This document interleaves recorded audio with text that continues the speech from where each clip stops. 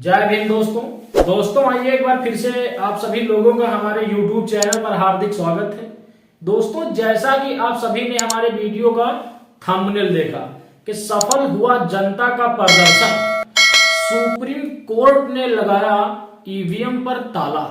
दोस्तों, अगर आप हमारे वीडियो को देखने आए हैं तो वीडियो को पूरा देखना, हम संबंधित विषय पर ही चर्चा करेंगे। दोस्तों, ईवीएम यानी इलेक्ट्रॉनिक वोटिंग मशीन हमारे देश में एक ऐसा मुद्दा बन गया है जिस पर हमारे देश की जनता बात करना चाहती है, हमारे देश का विपक्ष बात करना चाहता है, लेकिन इस देश का सत्ता पक्ष और मेन स्ट्रीम मीडिया इन विषयों पर चर्चा करना ही नहीं चाहते।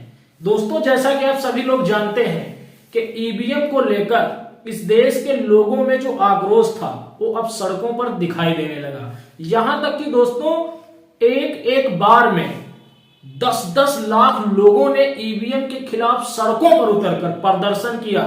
जगह जगह पर ईवीएम फूंकी गई। लोगों ने चुनाव आयोग और सुप्रीम कोर्ट से यह मांग की कि ईवीएम इस देश में बैन की जाए।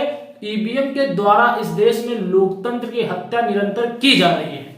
लेकिन आपको बताता चलूं, जनता और विपक्ष के इस सवाल को इस देश के सत्ता पक्ष ने चुनाव आयोग और सुप्रीम कोर्ट के द्वारा कुचल दिया। लेकिन दोस्तों, कहते हैं ना कि जब भी पाप का घड़ा भर जाता है तब वो छलकने लगता है। ऐसा ही कुछ हमारे देश में भी हुआ। दोस्तों, आपको बताता चलूं, इस देश के सभी विपक्षी राजनीतिक दलों ने लगभग ईवीएम का विरोध किया है और मार्च 2023 में ईवीएम के खिलाफ सुप्रीम कोर्ट में एक याचिका दायर की गई थी, जिस पर नवंबर 2023 में सुनवाई भी हुई। लेकिन चुनाव आयोग ने यह कहकर इस मुद्दे को शांत कर दिया था कि ईवीएम के द्वारा किसी भी प्रकार की कोई धांधली नहीं होती है। ईवीएम पूरी तरीके से इस देश में सुरक्षित है और इस देश के विपक्ष के द्वारा चुनाव आयोग पर जो आरोप लगाए जा रहे हैं वो निराधार है। लेकिन दोस्तों, आपको बताता चलूं, अभी हाल ही में चंडीगढ़ के अंदर जो मेयर का चुनाव हुआ, उस मेयर के चुनाव में ऐसा कुछ सामने निकल कर आया कि उस दृश्य ने इस देश में चुनाव आयोग और सुप्रीम कोर्ट के मुंह पर एक जोर का तमाचा मारा और मजबूरन सुप्रीम कोर्ट को यह फैसला लेना पड़ा और यह स्वीकार करना पड़ा कि ईवीएम से वास्तव में चुनाव में धांधली होती है।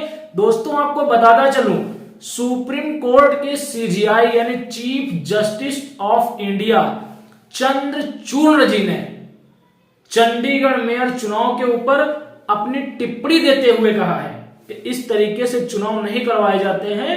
ये एक प्रकार से लोकतंत्र की हत्या है। जिन अधिकारियों ने ये चुनाव सफल करवाया है उनके ऊपर मुकदमा होना चाहिए। दोस्तों, इस घटना को देखते हुए सुप्रीम कोर्ट ने चुनाव आयोग को यह आदेश दिया है कि ईवीएम की प्राथमिक टेस्टिंग की जाए। कहीं ये सच तो नहीं है जो लोग ईवीएम के खिलाफ केस फाइल कर रहे हैं, लोग सड़कों पर उतरकर प्रदर्शन कर रहे हैं। चंडीगढ़ के चुनाव ने सुप्रीम कोर्ट को यह आभास दिलवा दिया है कि ईवीएम के मुद्दे को देश में अब नकारा नहीं जा सकता। साथियों, मैं आप लोगों से एक रिक्वेस्ट करूंगा कि आपने इस देश में ईवीएम धांधली के खिलाफ जो मुहिम चलाई थी, अब वो कहीं ना कहीं इस देश में सफल होती नजर आ रही है। दोस्तों, सुप्रीम कोर्ट के इस बयान कि यह लोकतंत्र की हत्या है और उनके इस आदेश को मद्देनजर ध्यान में रखते हुए आप खामोश मत बैठ जाना। आप ये मत मान लेना कि अब चुनाव आयोग पूरी ईमानदारी के साथ चुनाव करवाएगी, बल्कि आप इस आंदोलन को, इस प्रदर्शन को सड़कों पर तब तक बरकरार रखना जब तक पूरी तरीके से इस देश में ईवीएम बैन नहीं हो जाती है। क्योंकि जब तक इस देश में ईवीएम बैन नहीं होगी तब तक आप इस देश में कितने भी गठबंधन बना लो, कितनी भी यूनिटी बना लो, ये यूनिटी काम आने वाली नहीं है। शायद इसी के दम पर इस देश में सत्ताधारी लोग ये बोलते हैं कि अब की बार 50 साल पार, अब की बार 400 पार, जबकि ऐसा बोलने की हिम्मत भारत के राजनीतिक इतिहास में आज तक किसी ने नहीं की है, भले उनकी सीटें 400 पार हो गई हो। दोस्तों, हम लोगों ने ये जो लड़ाई शुरू की है इसको अब तब तक जारी रखना है जब तक इस पर पूरी तरीके से हमको विजय ना मिल जाए। दोस्तों, अब हमें और आपको इस देश के सत्ताधारियों से लड़कर और सुप्रीम कोर्ट तथा संविधान का सहारा लेकर इस देश में पूरी तरीके से ईवीएम को बैन करवाना है, क्योंकि जब ईवीएम बैन होगी तभी हमारे और आपके लोग सत्ता में आ सकते हैं। जब हमारे और आपके लोग सत्ता में होंगे तभी इस देश में संविधान सुरक्षित रहेगा, और जब संविधान सुरक्षित रहेगा तो हम और आप सुरक्षित रहेंगे। तो दोस्तों, कमेंट सेशन में आप जरूर बताइए कितने लोग चाहते हैं कि इस देश में ईवीएम बैन होना चाहिए और जो चुनाव है वो बैलेट पेपर से होना चाहिए। हम इस देश के सुप्रीम कोर्ट और चुनाव आयोग से ये गुजारिश करेंगे कि वो चंडीगढ़ मेयर चुनाव को ध्यान में रखते हुए 2024 का लोकसभा चुनाव ईवीएम से न करवाकर बैलेट पेपर से करवाने का कष्ट करें, ताकि इस देश के लोगों में ईवीएम के प्रति जो आक्रोश है वो भी कहीं ना कहीं शांत हो सके, और चुनाव आयोग पर जो ये आरोप लग रहे हैं ये भी कहीं ना कहीं शांत हो सके। दोस्तों, फिलहाल इस वीडियो में इतना ही।